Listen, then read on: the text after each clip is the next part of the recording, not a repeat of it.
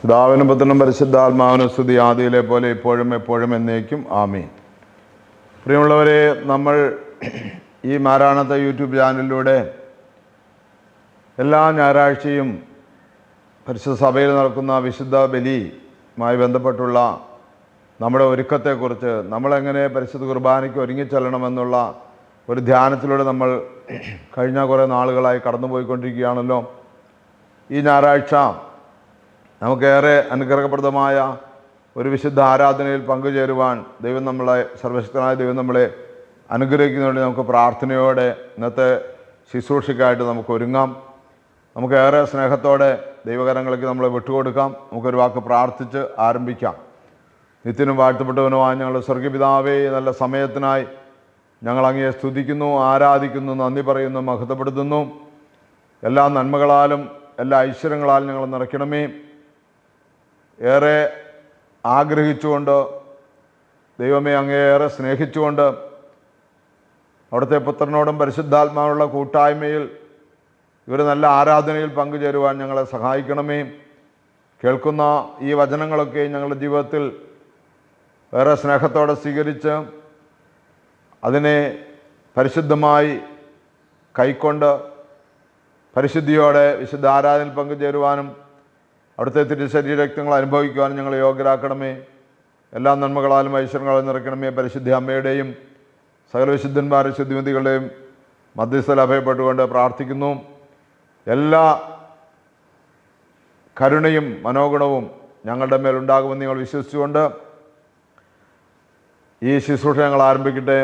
പിതാവിൻ്റെയും പുത്രൻ്റെയും പരിശുദ്ധാത്മാവിൻ്റെയും നാമത്തിൽ തന്നെ ആമേൻ. ദൈവത്താൽ അനുഗ്രഹിക്കപ്പെട്ടവരെ, സൂനോയോ പെരുന്നാളിന് ശേഷം എന്ന് പറഞ്ഞാൽ നമ്മുടെ മാതാവിൻ്റെ വാങ്ങിപ്പ് പെരുന്നാളിന് ശേഷം വരുന്ന ഒന്നാമത്തെ ഞായറാഴ്ചയാണ് ഈ വരുന്ന, അല്ലെങ്കിൽ നാളത്തെ ഞായറാഴ്ച. സന്ധ്യാവായനയായിട്ട് പിതാക്കന്മാർ ക്രമീകരിച്ചിരിക്കുന്നത് ലൂക്കോസിൻ്റെ സുവിശേഷം 14 അധ്യായം 25 മുതൽ 35 വരെ വാക്യങ്ങളും, പ്രഭാതത്തിൻ്റെ വായനയിൽ ക്രമീകരിച്ചിരിക്കുന്നത് അതേ സുവിശേഷം തന്നെ 15 അധ്യായം 1 മുതൽ 10 വരെ വാക്യങ്ങളുമാണ്. വിശുദ്ധ കുർബാനയ്ക്ക് മുൻപായിട്ട് പഴയ നിയമ വായന ക്രമീകരിച്ചിരിക്കുന്നത് 3 എണ്ണമാണ്. ഒന്ന് പുറപ്പാട് പുസ്തകം 14 അധ്യായം 21 മുതൽ 29 വരെ വാക്യങ്ങളും, രണ്ടാമത്തെ വായന 1 ശമൂവേൽ 8:4 മുതൽ 10 വരെ വാക്യങ്ങളും, മൂന്നാമത്തെ വായനയായിട്ട് യെശയ്യാ പ്രവചനം 43 അധ്യായം 1 മുതൽ 5 വരെ വാക്യങ്ങളുമാണ്. വിശുദ്ധ കുർബാനയിൽ ലേഖനങ്ങൾ ക്രമീകരിച്ചിരിക്കുന്നത് 1 യോഹന്നാൻ 2:22-29 വരെ വാക്യങ്ങളും, എഫേസ്യർ 6 അധ്യായത്തിൻ്റെ 10 മുതൽ 17 വരെ വാക്യങ്ങളുമാണ്. ഏവൻഗേലിയോൻ വായിക്കുന്ന വിശുദ്ധ മർക്കോസിൻ്റെ സുവിശേഷം 10 അധ്യായം 35 മുതൽ 45 വരെ വാക്യങ്ങളാണ്. പെട്ടെന്ന് നമുക്കൊന്ന് ഓടിച്ച് പോയി ഒരു ധ്യാനം ദൈവത്തിൻ്റെ പരിശുദ്ധാത്മാവിനാൽ നമ്മളിലുണ്ടാകുവാൻ തക്കവണ്ണം നമുക്ക് ക്രമീകരിക്കാം. സന്ധ്യാവായന ലൂക്കോസിൻ്റെ സുവിശേഷം 14 അധ്യായം 25 മുതൽ 35 വരെ 3 കാര്യങ്ങളാണ് പറയുന്നത്. ശിഷ്യത്വത്തിൻ്റെ വിലയെക്കുറിച്ചാണ് പറയുന്നത്. വലിയ ജനക്കൂട്ടങ്ങൾ യേശുവിൻ്റെ അടുത്ത് വന്നപ്പോൾ യേശു പറഞ്ഞു അവരോട്, സ്വന്തം പിതാവിനെയും മാതാവിനെയും ഭാര്യയും മക്കളെയും സഹോദരന്മാരെയും സഹോദരിമാരെയും എന്നെല്ലാം സ്വജീവനെ തന്നെയും വെറുക്കാതെ എൻ്റെ അടുത്ത് വരുന്ന ആർക്കും എൻ്റെ ശിഷ്യനായിരിക്കുവാൻ സാധിക്കുകയില്ല. സ്വന്തം കുരിശ് വഹിക്കാതെ എൻ്റെ പിന്നാലെ വരുന്നവന് എൻ്റെ ശിഷ്യനായിരിക്കുവാനും കഴിയുകയില്ല. യേശുക്രിസ്തുവിനേക്കാൾ അധികമായി മറ്റൊന്നും സ്നേഹിക്കാതെ യേശുക്രിസ്തുവിലൂടെയാണ് എല്ലാം എനിക്ക് ലഭിച്ചിരിക്കുന്നത് കൊണ്ട് പ്രഥമവും പ്രധാനവുമായ സ്ഥാനം പരിശുദ്ധ തൃത്വത്തിനാണ്, ദൈവത്തിനാണ്, യേശുക്രിസ്തുവിനാണ്. യേശുക്രിസ്തു പറഞ്ഞ വചനങ്ങൾക്കാണ്, വഴി നടത്തുന്ന പരിശുദ്ധാത്മാവിനാണെന്നുള്ള ബോധ്യത്തോടു കൂടി ക്രിസ്തുവിനെ അനുഗമിക്കുന്നവർക്ക് മാത്രമേ ക്രിസ്തുവിൻ്റെ അനുയായി ആയിരിക്കാൻ സാധിക്കുകയുള്ളൂ. ക്രിസ്ത്യാനി എന്ന പേരുകൊണ്ട് മാത്രം സാധ്യമാകുന്ന ഒരു കാര്യമല്ല എന്ന് യേശു ഇവിടെ തെളിയിക്കുകയാണ്. അപ്പോൾ തന്നെ യേശു പറയുന്നു, ഈ കാര്യങ്ങൾ പൂർത്തീകരിക്കാൻ, ഇത് പൂർണ്ണതയിലെത്താനുള്ള വക ഉണ്ടോ എന്ന് ചിന്തിക്കാതെ ആരാണിത് ഇറങ്ങുന്നതെന്ന്. എന്ന് പറഞ്ഞാൽ പൗലോസ്ലീഹായുടെ ലേഖനം വായിക്കുന്നതിന് മുമ്പ് ഇങ്ങനെ നമ്മൾ പാടുന്നുണ്ട്, പൗലോസ്ലീഹ ധന്യം ചൊൽകട്ടെ നീ ദേവം, നിങ്ങളെ ഞങ്ങൾ അറിയിച്ചതിനെതിരായി ആരെങ്കിലും വന്നറിയിച്ചാൽ വാനവനെങ്കിലും ആ ദൂതൻ താനേൽക്കും സഭയൻ ശാപം. പലതരം ഉപദേശങ്ങളഹോ പാരിൽ മുളച്ച് പരക്കുന്നു, ദൈവത്തിൻ്റെ ഉപദേശം തൊട്ട് അവസാനിപ്പിപ്പോൾ ധന്യനെന്നും. ദൈവത്തിൻ്റെ ഉപദേശത്തിൽ നിന്ന് തുടങ്ങി അത് അവസാനിക്കുന്നവൻ വരെ, അത് മരണം വരെ അത് പരിപാലിക്കുന്നവനാണ് ധന്യനാകുന്നത് എന്ന് നമ്മൾ ആരാധനയ്ക്ക് പാടി പ്രാർത്ഥിക്കുന്നുണ്ട്. അതാണ് ഇവിടെ യേശു പറയുന്നത്. ഇത് പൂർത്തിയാക്കാനുള്ള വകയുണ്ടോ എന്ന് ചിന്തിക്കാത്ത ആരാണുള്ളത്? 20,000 ഭടന്മാരോടുകൂടെ തനിക്കെതിരെ യുദ്ധത്തിന് വരുന്നവനോട് 10,000 ചെന്ന് ഇടപെടുമോ എന്ന് ചോദിക്കുന്നു. ഗോപുരം പണിയാൻ ഇച്ഛിച്ചിട്ട് പൂർത്തീകരിക്കാനുള്ള വകയുണ്ടോ എന്ന് ചിന്തിക്കാത്തവൻ ആരെങ്കിലും കെട്ടിടം പണിക്ക് ഇറങ്ങുമോ എന്ന് ചോദിക്കുന്നു. അതുകൊണ്ട് പറയുന്നു, ഉപ്പ് നല്ലത് തന്നെ, ഉറകെട്ടു പോയാൽ എങ്ങനെ അതിന് ഉറ കൂട്ടും? മണ്ണിനോ വളത്തിനോ അത് ഉപകരിക്കുകയില്ല, ആളുകൾ അത് പുറത്തെറിഞ്ഞു കളയും. എന്ന് പറഞ്ഞാൽ തുടക്കം നല്ലതായി അവസാനം മോശമായിട്ട് ആണ് പ്രവർത്തിക്കുന്നതെങ്കിൽ തീർച്ചയായിട്ടും പ്രിയമുള്ളവരെ അത് ഉറകെട്ടതായി, അതൊന്നിനും കൊള്ളാത്ത രീതിയിൽ ആയിത്തീരുമെന്ന്. ഇവിടെ പ്രത്യേകിച്ച് ഈ നവീകരണ ധ്യാനങ്ങളൊക്കെ കൂടിയിട്ടുള്ള ആളുകൾ ശ്രദ്ധിക്കുക. യേശുക്രിസ്തുവിനെ രക്ഷകനെന്ന ആദ്യമായി സ്വീകരിച്ചുള്ളതൊക്കെ ശ്രദ്ധിക്കുക. കഴിഞ്ഞ നാളുകളിലെ അല്ലെങ്കിൽ ആരംഭകാലത്തുള്ള ആ സ്നേഹം എന്നിൽ ഇപ്പോൾ ദൈവത്തോട് ബന്ധപ്പെട്ട് യേശുക്രിസ്തുവിനോട് ബന്ധപ്പെട്ട് ഉണ്ടോ എന്ന് പരിശോധിക്കാൻ ഈ ധ്യാനം നമ്മളെ സഹായിക്കും. വീണ്ടും പ്രിയമുള്ളവരെ, പ്രഭാതത്തിലെ വായന ലൂക്കോസിൻ്റെ സുവിശേഷം 15-ാം അധ്യായം 1 മുതൽ 10 വരെ വാക്യങ്ങളാണ്. 2 ഉപമയാണ് അവിടെ പറയുന്നത്. ഒന്ന് കാണാതെ പോയ ആടിൻ്റെ ഉപമ, 2 കാണാതായ നാണയത്തിൻ്റെ ഉപമ. പ്രിയമുള്ളവരെ, ഒന്നാമത്തെ ചിന്തയിൽ ആദ്യത്തെ ചിന്തയിൽ ലൂക്കോസിൻ്റെ സുവിശേഷം നമ്മൾ വായിച്ചു കേട്ടു. സന്ധ്യാവായനയിൽ ക്രിസ്തുവിനോട് ചേർന്ന് ക്രിസ്തുവിനെ കേൾക്കാൻ വന്നവർ ആരെങ്കിലും ക്രിസ്തുവിനെ പൂർണ്ണമായി അനുഗമിക്കാതെ മറ്റെന്തിനെങ്കിലുമൊക്കെ സ്നേഹിച്ചുകൊണ്ട് അനുഗമിക്കുന്നുവെങ്കിൽ അവന് ക്രിസ്തുവിൻ്റെ അനുയായി ആയിരിക്കാൻ സാധ്യമല്ല എന്ന് പറയുമ്പോൾ തന്നെ ക്രിസ്തുവുമായി ബന്ധപ്പെട്ട് ക്രിസ്തുവുമായിട്ട് യാതൊരു ബന്ധവുമില്ലാതെ അകന്നു പോകുന്ന കാണാതെ പോയ ആടിനെ പോലെ, ഇടയൻ്റെ കയ്യിൽ നിന്ന് ഒളിച്ച് മാറിപ്പോയ ആടിനെ പോലെ ആയിരിക്കുന്നവനെ യേശു അന്വേഷിച്ച് വരുന്ന സംഭവമാണ് ഇവിടെ പറയുന്നത്. കണ്ടുകെട്ടുവോളം ആ ഒന്നിനെ തിരയുന്നു. 99-നേക്കാൾ കണ്ടുകെട്ടിയ ഒന്നിനോട്, അല്ലെങ്കിൽ നഷ്ടപ്പെട്ടു പോയ ഒന്നിനോടുള്ള അടങ്ങാത്ത സ്നേഹം, അടങ്ങാത്ത വാത്സല്യം. എൻ്റെ പ്രിയമുള്ളവരെ, ഈ വചനം നമ്മളോട് പറയുന്നു, ക്രിസ്തുവിൻ്റെ അനുയായികളായി മാത്രം സന്തോഷിച്ചുല്ലസിച്ച് തനിക്ക് തന്നെ തങ്ങൾക്ക് തന്നെ എന്ന് പറഞ്ഞിരിക്കേണ്ടവരല്ല, നമ്മളുടെ ഇടയിൽ നിന്ന് നഷ്ടപ്പെട്ടു പോയവരെ, കാണാതെ പോയവരെ കണ്ടെത്തുക എന്നൊരു അനുഭവം കൂടി ഇതിനകത്തുണ്ട്. ഞാനൊരിക്കൽ നമ്മുടെ പ്രത്യാശ ഭവനിൽ ഒരു മകൻ മരിച്ചപ്പോൾ, അവൻ ക്രിസ്ത്യാനിയാണ്, അവൻ യാക്കോബായ സഭക്കാരനാണ്. പക്ഷേ അവൻ്റെ അപ്പനും ഇവനും സാമ്പത്തിക ശേഷിയില്ലാതെ മറ്റുള്ളവരുടെ മുമ്പിൽ കൈനീട്ടിയൊക്കെ ജീവിച്ചിരുന്നൊരു കാലം. അപ്പനൊരു പള്ളി മുറ്റത്ത് കിടന്ന് മരണപ്പെട്ടു. ആ പള്ളി മുറ്റത്താണ്, വരാന്തയിലൊക്കെയാണ് കിടന്ന് ഉറങ്ങിയിരുന്നത്. അന്ന് അവിടെ കിടന്ന് മരണപ്പെട്ടപ്പോൾ അപ്പൻ അതിനെ ആ കത്തോലിക്ക സഭക്കാർ ആ സെമിത്തേരിയിൽ, അവരുടെ സെമിത്തേരിയിൽ അടക്കം ചെയ്തു. പിന്നെ ഈ മകൻ ഒറ്റയ്ക്കായി. ഇവന് ആവശ്യമായ ഭക്ഷണമോ വസ്ത്രമോ ഒന്നും കൊടുക്കാൻ ഇവൻ്റെ നാട്ടുകാർക്ക് അല്ലെങ്കിൽ ഇവൻ്റെ ബന്ധപ്പെട്ടവർക്ക്, സ്വന്തപ്പെട്ടവർക്ക് ധാരാളമുണ്ട്. അവർക്ക് സാധിക്കാതെ വന്നപ്പോൾ ഇവൻ മറ്റുള്ള സ്ഥലത്തൊക്കെ ഇങ്ങനെ വിശക്കുമ്പോൾ കയറി ചെന്ന് ചോദിക്കലും മറ്റു കാര്യങ്ങളൊക്കെ ഉണ്ടായി. അപ്പോൾ അത് ആ നാട്ടിലും മറ്റു പ്രശ്നങ്ങളൊക്കെ ആയിക്കഴിഞ്ഞപ്പോൾ, അതൊരു സാമൂഹ്യ പ്രശ്നമായി കഴിഞ്ഞപ്പോൾ ഇവൻ്റെ അകന്ന ബന്ധത്തിൽപ്പെട്ടവർ എൻ്റെ അടുത്ത് കൊണ്ടുവന്നാക്കി. ഞാനങ്ങനെ അവനെ സ്വീകരിച്ചു.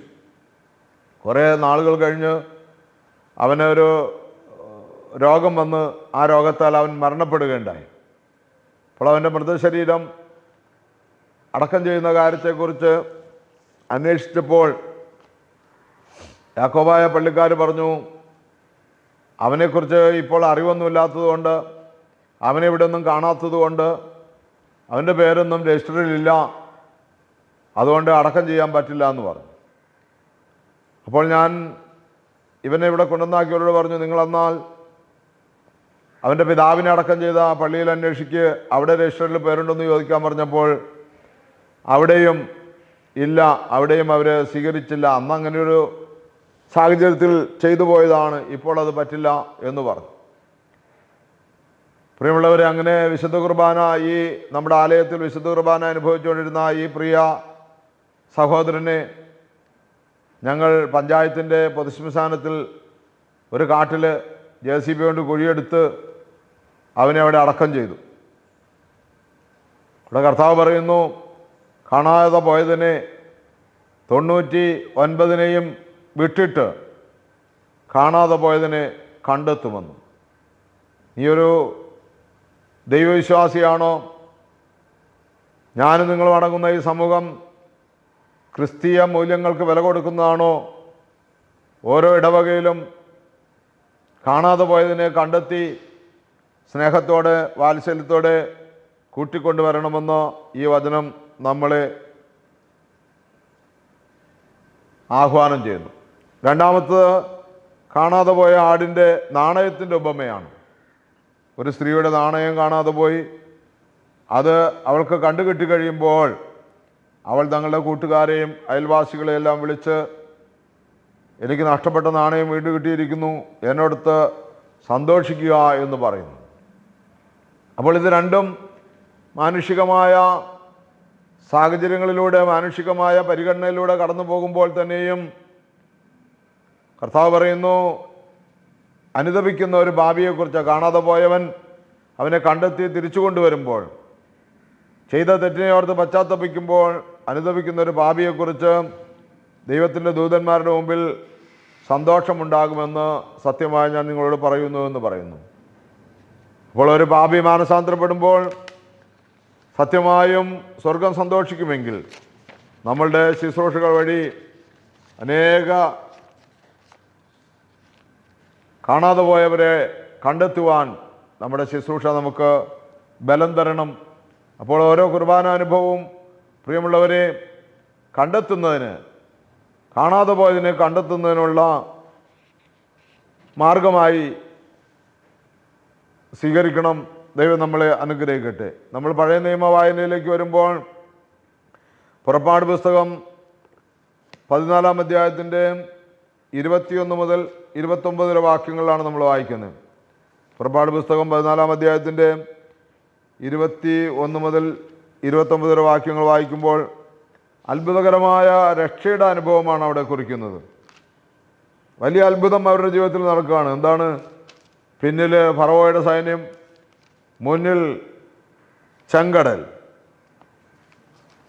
ഇസ്രായേലിൻ്റെ അടിമത്തത്തിൽ കടന്ന് നിലവിളിച്ച് കരഞ്ഞ് കലങ്ങിയ കണ്ണുകളും സമാധാനമില്ലാത്ത രാത്രികളും പകലുകളും വർഷങ്ങൾ ആയി സത്യദൈവത്തെ അറിയുക പോലും അനുഭവം പോലുമില്ലാത്ത നാളുകളിൽ ദൈവം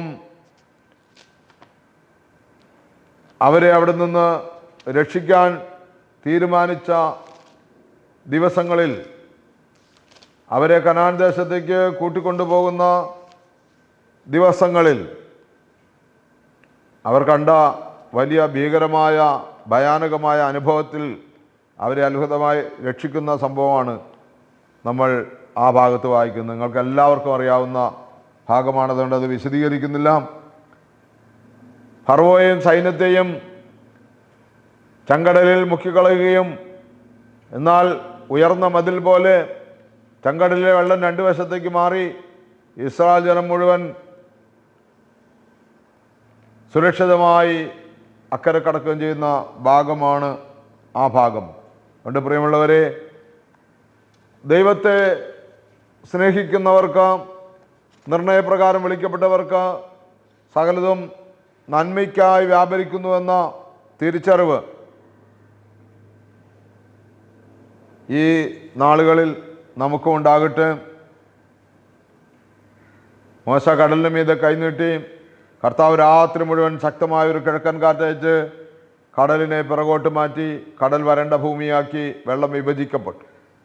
പ്രിയമുള്ളവരെ, നമ്മളിത് പല സന്ദർഭങ്ങളിൽ കേട്ടിട്ടുള്ളതും ചിന്തിച്ചിട്ടുള്ളതുമായിട്ടുള്ള കാര്യങ്ങളാണ്.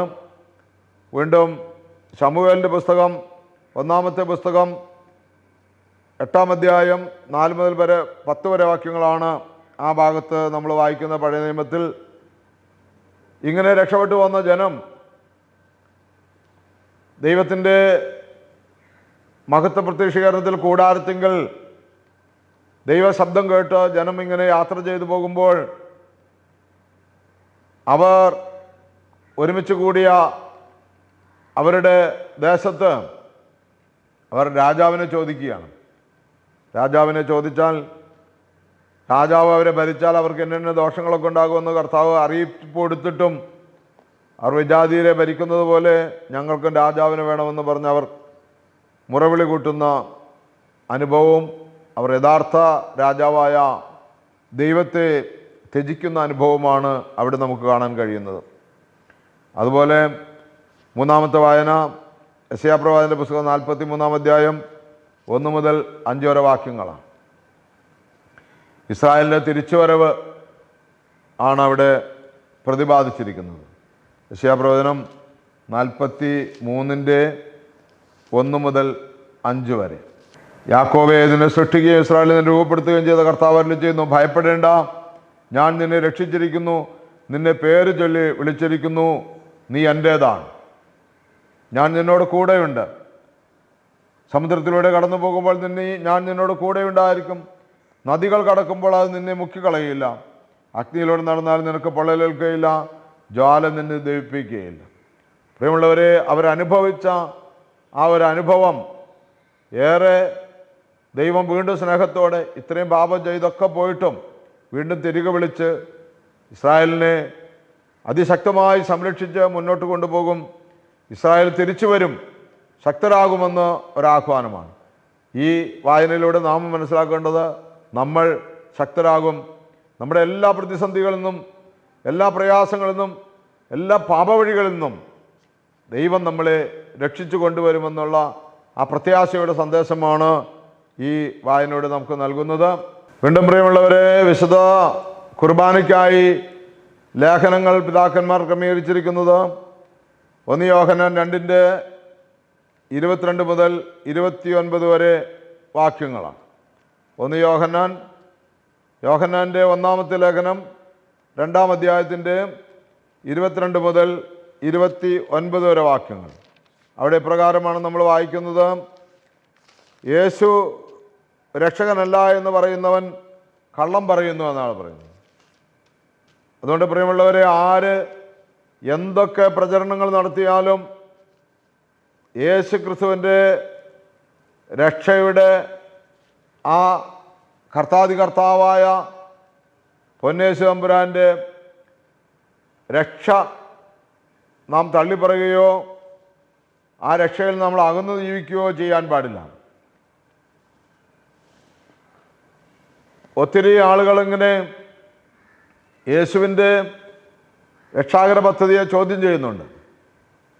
എനിക്ക് തന്നെ ഞാൻ ഈ യൂട്യൂബ് ചാനലിലൂടെയൊക്കെ സംസാരിച്ച് തുടങ്ങിയപ്പോൾ കൂടുതലായിട്ട് ചില സഹോദരങ്ങൾ യേശുവിനെ ആക്ഷേപിക്കുന്ന രീതിയിലോ യേശുവിനെ മനസ്സിലാക്കാത്ത രീതിയിലൊക്കെ ഇങ്ങനെ അഭിപ്രായങ്ങൾ, കമൻറ്റുകളൊക്കെ പറയുന്നത് കേട്ടിട്ടുണ്ട്. അതുകൊണ്ട് എന്നെ കേൾക്കുന്ന ദൈവമക്കളെ, ഏതെല്ലാം കമൻറ്റുകൾ വന്നാലും ഏതെല്ലാം ആക്ഷേപങ്ങൾ വന്നാലും വചനം സത്യമാണ്, വചനം മാറ്റമില്ലാത്തതാണ്. വചനത്തിൻ്റെ വള്ളിക്കോ പുള്ളിക്കോ മാറ്റം വരുത്തുന്നവനെ ദൈവം അന്ന് മാറ്റി നിർത്തും. എന്നെ ഏറ്റുപറയുന്നവനെ എൻ്റെ സ്വർഗ്ഗസ്ഥനായ പിതാവിൻ്റെ മുമ്പാകെ ഞാനും ഏറ്റുപറയും. എന്നെ തള്ളിപ്പറയുന്നവനെ എൻ്റെ സ്വർഗ്ഗസ്ഥനായ പിതാവിൻ്റെ മുമ്പാകെ ഞാനും തള്ളിപ്പറയുമെന്നാണ് യേശു ക്രിസ്തു നമ്മളോട് കൽപ്പിച്ചിരിക്കുന്നത്. യോഹന്നാൻ്റെ 1-ാമത്തെ ലേഖനം 2-ാം അധ്യായത്തിൻ്റെ 22 മുതൽ 29 വരെ വാക്യങ്ങൾ നമ്മൾ വായിക്കുമ്പോൾ, പ്രിയമുള്ളവരെ, യേശുവാണ് ക്രിസ്തു എന്നത് നിഷേധിക്കുന്നവനല്ലാതെ മറ്റാരാണ് കള്ളം പറയുന്നവൻ? ക്രിസ്തു എന്ന വാക്കിൻ്റെ അർത്ഥം ഞാൻ നിങ്ങളോട് നേരത്തെ പറഞ്ഞിട്ടുണ്ട്. നമ്മൾ ഇതിനു മുമ്പ് പലരിൽ നിന്നും കേട്ടിട്ടുണ്ട്. രക്ഷകൻ എന്നാണ് അർത്ഥം. രക്ഷകൻ. യേശു ക്രിസ്തു രക്ഷകനല്ല എന്ന് ആരാണ് നിഷേധിക്കുന്നത്? യേശു ക്രിസ്തു രക്ഷകനല്ല എന്ന് നിഷേധിക്കുന്നത് കള്ളനാണെന്നാണ് പറയുന്നത്. കള്ളൻ വരുന്നത് മോഷ്ടിക്കുവാനും കൊല്ലുവാനും മുടിക്കുവാനുമാണെന്ന് യോഹന്നാൻ നമ്മളോട് പറഞ്ഞിട്ടുണ്ടല്ലോ. നമ്മുടെ കർത്താവ് പറഞ്ഞത് അദ്ദേഹം സുവിശേഷമായി നമുക്ക് എഴുതി നൽകിയിരിക്കുന്നു. അതുകൊണ്ട് പ്രിയമുള്ളവരെ, പിതാവിനെയും പുത്രനെയും നിഷേധിക്കുന്നവൻ ആരോ അവനാണ് അന്തിക്രിസ്തു. അതുകൊണ്ട് നിഷേധകരമായ ഒരു കാര്യത്തിനും നമ്മൾ സംശയം പോലും വെച്ചു കൊടുക്കരുത്. ആരെങ്കിലും അങ്ങനെയുള്ള ചോദ്യങ്ങളോ അഭിപ്രായങ്ങളോ വിടുമ്പോൾ ഒരു കാരണവശാലും സംശയിക്കുക പോലും ചെയ്യരുത്. കാരണം അവൻ അന്തിക്രിസ്തുവാണ്, അവൻ എന്നേ ഭൂമിയിൽ ഉള്ളതാണ്. അതുകൊണ്ടാണ് പൗലോസ് അപ്പോസ്തലൻ പറഞ്ഞത്, നമ്മൾ പാട്ടായിട്ട് പാടുന്നത്, ഞങ്ങൾ നിങ്ങളെ അറിയിച്ചതിന് എതിരെ ആരെന്തറിയിച്ചാലും അവൻ ശപിക്കപ്പെട്ടവനാണെന്ന് പറയാനുള്ള കാരണം അതാണ്. പ്രിയമുള്ളവരെ, അതുകൊണ്ട് ശ്രദ്ധയോടുകൂടി നമ്മൾ ആ ഭാഗം കൈകാര്യം ചെയ്യണമേ എന്ന് ഓർപ്പിക്കുന്നു. വീണ്ടും എഫേസ്യസുകാരുടെ ലേഖനത്തിൽ നിന്നൂടെയാണ് നമ്മൾ 6-ാം അധ്യായത്തിൻ്റെ 10 മുതൽ 17 വരെ വാക്യങ്ങളാണ് 2-ാമത്തെ ലേഖനം വായിക്കുന്നത്. ആത്മീയ സമരമാണ് അവിടെ പറയുന്നത്. ആത്മീയ സമരം. ആത്മീയ സമരം എന്ന് പറഞ്ഞാൽ ലോകത്തോടും സാത്താനോടും പിശാചിനോടും നമുക്ക് പോരാട്ടമുണ്ട്. അതുകൊണ്ടാണ് നമ്മൾ പ്രഭാത പ്രാർത്ഥനയിൽ പാടുന്നത്, ദുഷ്ടനോടടരാടാൻ ശ്രീഭാവാഹികളാം സഹദേന്മാർ ചെന്നോ വാളാൽ ഛേദിതരായി ചിലരഗ്നിയിലന്ത്യം കണ്ടു ദുഷ്ടൻ ദർശിച്ചാർപ്പിട്ടു മടിപൂണ്ടില്ലവരും പോരിൽ പുണ്യം നൽകണമവർ യാചനയാൽ. പ്രിയമുള്ളവരെ, നമുക്ക് പോരാട്ടമുണ്ട്. ആ പോരാട്ടം എങ്ങനെയാണ് നടത്തേണ്ടതെന്ന് പൗലോസ് അപ്പോസ്തലൻ പറയുന്നതാണ് ആ വായന. അവസാനമായി കർത്താവിലും അവിടുത്തെ ശക്തിയുടെ പ്രാഭവത്തിലും കരുത്തുള്ളവരാകുവിൻ. നമുക്ക് പോരാടാൻ ഒറ്റയ്ക്ക് സാധ്യമല്ല. കർത്താവിലും അവിടുത്തെ ശക്തിയുടെ പ്രാഭവത്തിലും കരുത്തുള്ളവരാകുവിൻ. അതിനാണ് കുർബാന അനുഭവിക്കുന്നത്. അവൻ്റെ ശക്തിയാണ് നമ്മുടെ ഉള്ളിലേക്ക് വരുന്നത്. നമ്മൾ പരിശുദ്ധാത്മാവിൽ പ്രാർത്ഥിക്കുന്നതിന് വേണ്ടിയാണ്. പാപമേറ്റു പറഞ്ഞ് കുമ്പസാരിക്കണമെന്ന് പറയുന്നത് അതിനു വേണ്ടിയാണ്. കരുത്തുള്ളവരാകുന്നതിന് വേണ്ടി. എന്തിനു വേണ്ടിയാണ്? സാത്താൻ്റെ കൊടിലതന്ത്രങ്ങളെ എതിർത്ത് നിൽക്കാൻ ദൈവത്തിൻ്റെ എല്ലാ ആയുധങ്ങളും ധരിക്കുവിൻ. എന്തെന്നാൽ നമ്മൾ മാംസത്തിനും രക്തത്തിനുമെതിരായിട്ടല്ല, പ്രഭുത്വങ്ങൾക്കും ആധിപത്യങ്ങൾക്കും ഈ അന്ധകാര ലോകത്തിൻ്റെ അധിപന്മാർക്കും സ്വർഗീയടങ്ങൾ വർത്തിക്കുന്ന തിന്മയുടെ ദുരാത്മാക്കളുമെതിരായിട്ടാണ് പടവെട്ടുന്നത്. നമുക്ക് കരുത്ത് ലഭിക്കണമെന്ന് പറയുകയാണ്. ക്രിസ്തു യേശുവിൻ്റെ ശക്തിയും അവൻ്റെ പ്രാഭവം, അതിൽ നമ്മൾ കരുത്തുള്ളവരായിരിക്കണമെന്ന് പറയുകയാണ്. അതുകൊണ്ട് പ്രിയമുള്ളവരെ, ഓരോ വിശുദ്ധ കുർബാനയും നമുക്ക് കരുത്ത് പകരുന്നതാണെന്നുള്ള ബോധ്യത്തോടു കൂടി ലോകത്തെയും സാത്താനെയും അവൻ്റെ കൊടിലതന്ത്രങ്ങളെയും എതിർക്കുവാനുള്ള ശക്തിയാണ് ഒരു കുർബാന എന്നുള്ളത് കൊണ്ട് മറ്റെന്ത് നഷ്ടപ്പെട്ടാലും ഒരു കുർബാന നഷ്ടപ്പെടാതിരിക്കാൻ സൂക്ഷിച്ചോളണം. പ്രിയമുള്ളവരെ, ഒരു കുർബാന എന്തെങ്കിലും സാഹചര്യം നഷ്ടപ്പെടുന്നുണ്ടെങ്കിൽ അത് വലിയ നഷ്ടമാണെന്നുള്ള ബോധ്യത്തോടുകൂടെ ജീവിക്കാൻ ദൈവം നമുക്ക് കൃപ തരട്ടെ. വീണ്ടും എവൻഗേലിയോൻ വായന, വിശുദ്ധ മർക്കോസിൻ്റെ സുവിശേഷം 10-ാം അധ്യായം 35 മുതൽ 45 വരെ വാക്യങ്ങളാണ്. നമ്മൾ യഥേഷ്ടം കേട്ടിരിക്കുന്നതും ധ്യാനിച്ചുമായിട്ടുള്ള കാര്യങ്ങളാണ്. അവിടെ സബദീപുത്രന്മാരുടെ അഭ്യർത്ഥനയാണ്. യേശു മഹത്വ പ്രത്യക്ഷതയിൽ വരുമ്പോൾ അങ്ങയുടെ മഹത്വത്തിൽ ഞങ്ങൾ ഒരാൾ വലത്തും ഒരാൾ ഇടത്തുമായിരിക്കണമെന്ന്. താഴെ സുവിശേഷത്തിൽ അത് വായിക്കുന്നത് അവൻ്റെ അമ്മ യേശുവിനോട് ചോദിച്ചു എന്നുള്ളതാണ്. പ്രിയമുള്ളവരെ, ഈ വിഷയത്തിൽ യേശു 3 കാര്യങ്ങളാണ് അവർക്ക് മറുപടി കൊടുക്കുന്നത്. ഒന്ന്, സ്വർഗരാജ്യത്തിൽ ആ സ്ഥാനം ലഭിക്കണമെങ്കിൽ വലിയ വില കൊടുക്കണമെന്നാണ് പറയുന്നത്. വലിയ വില കൊടുക്കണം. അപ്പോൾ അവർ പറഞ്ഞു, ഞങ്ങളത് തരും. ഞാൻ കുടിക്കുന്ന പാനപാത്രം കുടിക്കാനോ ഞാൻ സ്വീകരിക്കുന്ന മാമോദീസ സ്വീകരിക്കാനോ നിങ്ങൾക്ക് കഴിയുമോ എന്ന് ചോദിക്കുമ്പോൾ അവർ പറയും, ഞങ്ങൾക്ക് കഴിയും. ഞാൻ കുടിക്കുന്ന പാനപാത്രവും ഞാൻ സ്വീകരിക്കുന്ന മാമോദീസ എന്ന് പറഞ്ഞാൽ, പ്രിയമുള്ളവരെ, സഹനത്തിലും കുരിശിലുമാണ് മഹത്വമെന്ന് യേശു പറയുകയാണ്. പാനപാത്രം മാമോദീസയും സഹനത്തെയാണ് സൂചിപ്പിക്കുന്നത്. കുരിശിലെ ബലിയോട് ചേർത്തിട്ട് ഞാൻ ഇതാണ് ഈ ദാസൻ്റെ ആരാധന എന്നൊരു പാട്ടുകാരൻ പാടുന്നുണ്ട്. എൻ്റെ കുരിശിലെ ബലിയോട് ചേരുവാനാണ് നമ്മൾ, പ്രിയമുള്ളവരെ, സഹനത്തിൽ പങ്കുചേരാനാണ് യേശു നമ്മളെ വിളിച്ചിരിക്കുന്നത്. അപ്പോൾ ഇവർ പറയുകയാണ്, അത് ഞങ്ങൾ ചെയ്യുമെന്ന് പറയുകയാണ്. അപ്പോൾ യേശു അവർക്ക് കൊടുക്കുന്ന മറുപടി, ഈ സ്ഥാനം നിങ്ങൾക്ക് തരുന്നത് ഞാനല്ല, സ്വർഗസ്ഥനായ പിതാവെന്നാണ്. മൂന്നാമത്തത്, യേശു അവർക്ക് കൊടുക്കുന്ന മറുപടി, യേശുവിൻ്റെ സഭയിൽ നേതൃത്വം എന്നത് ശുശ്രൂഷയാണ്. അവൻ്റെ മഹത്വം സഹനത്തിലും കുരിശിലുമാണ് എന്നുള്ളതാണ്.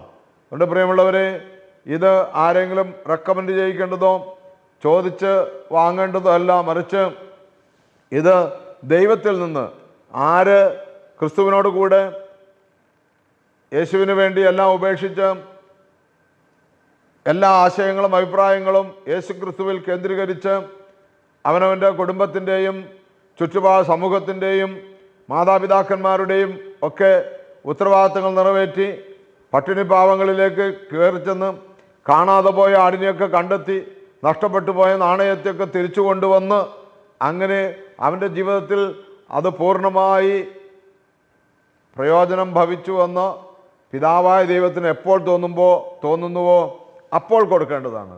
അതുകൊണ്ട് പ്രഭാഷകൻ്റെ പുസ്തകം അല്ലെങ്കിൽ ബാറാസിറയുടെ പുസ്തകത്തിൽ പറയുന്നു, മരണത്താലല്ലാതെ ഒരുത്തിനെയും പുകഴ്ത്തരുത് എന്ന്. മരണത്താലല്ലാതെ ഒരുത്തിനെയും പുകഴ്ത്തരുത് എന്ന് പറയുകയാണ്. എൻ്റെ പ്രിയമുള്ളവരെ, ഇവിടെ ഞാൻ നിങ്ങളോടൊരു സംഭവം സൂചിപ്പിച്ചുകൊണ്ട് നിർത്തിട്ട്, ഫുൾട്ടൻ ജേഷീൻ എന്ന് പറയുന്ന ഒരു വിശുദ്ധൻ, അദ്ദേഹം കത്തോലിക്ക സർവകലാശാലയിലെ അധ്യാപകനായിരിക്കുമ്പോൾ അവിടുത്തെ തന്നെ നഗരത്തിലെ കെല്ലി മെത്രാൻ ഈ ഫുൾട്ടൻ ജേഷീനെ മെത്രാൻ സ്ഥാനത്തേക്ക് ഉയർത്താൻ റോമിൽ നിന്ന് അനുമതി കിട്ടുവാൻ വേണ്ടി ഒരു റെക്കമെൻഡ് അയക്കട്ടെ എന്ന് ചോദിക്കുകയാണ്. ഇദ്ദേഹം ഈ ഫുൾട്ടൻ ജേഷീൻ കുറച്ച് ദിവസം പോയിരുന്ന് പ്രാർത്ഥിച്ചു. എന്നിട്ട് ഈ ബിഷപ്പിന് ഒരു മറുപടി കൊടുത്തു. ഇങ്ങനെയാണ് ആ മറുപടി: ഒരുവൻ സഭയിൽ ഉയർന്ന സ്ഥാനത്തെത്തുന്നതിന് 2 മാർഗങ്ങളുണ്ട്. പ്രിയമുള്ളവരെ, ശ്രദ്ധിച്ചു കേട്ടോളണം. ഒരുവൻ സഭയിൽ ഉയർന്ന സ്ഥാനത്തെത്തുന്നതിന് 2 മാർഗങ്ങളുണ്ട്. ഒന്ന്, മറ്റുള്ളവരുടെ സ്വാധീനമോ ഇടപെടലോ മൂലം. അത് താഴെ നിന്നുള്ള തള്ളലാണ്, താഴെ നിന്നുള്ള റെക്കമെൻഡും ഒക്കെ. 2 ഷീൻ പറയുകയാണ്, മറ്റത് ഉന്നതത്തിൽ നിന്നുള്ള ദാനം, ഉന്നതത്തിൽ നിന്ന് ദൈവത്തിൽ നിന്നുള്ള ദാനമാണത് എന്ന് പറയുകയാണ്. അതായത് മറ്റുള്ളവരുടെ സ്വാധീനമില്ലാതെ ദൈവാത്മാവിൻ്റെ പ്രചോദനത്താൽ പരിശുദ്ധ സിംഹാസനത്തിൽ നിന്നുള്ള നിയമനം അല്ലെങ്കിൽ ദൈവത്തിൻ്റെ ക്ഷണം. ഫുൾട്ടൻ ജേഷീൻ ഈ ബിഷപ്പിനോട് ഇങ്ങനെ മറുപടി പറഞ്ഞു: ഒന്ന്, താഴെ തട്ടിൽ നിന്നുള്ളത് മുകളിലേക്കുള്ള തള്ളൽ.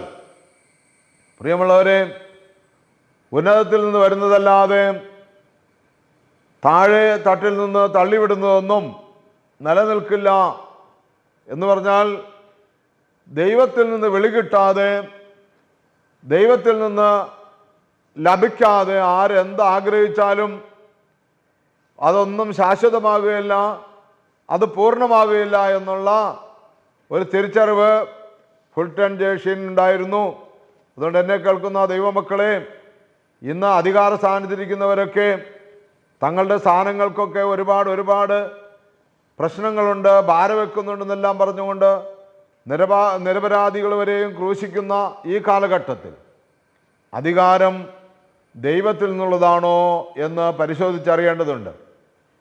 അധികാരം പരിശുദ്ധാത്മാവിൽ നിന്നാണോ, ദൈവത്തിൻ്റെ ദാനമാണോ എന്ന് പരിശോധിച്ചറിഞ്ഞുകൊണ്ട് ഓരോ അധികാരത്തെയും സമീപിക്കാൻ യേശു ഈ സബദി മക്കളോടും അല്ലെങ്കിൽ തൻ്റെ ശിഷ്യരോടും കൂടെയുള്ള അനുയായികളോടും അന്ന് പറഞ്ഞത് ഇന്നും പറഞ്ഞുകൊണ്ടിരിക്കുന്നു.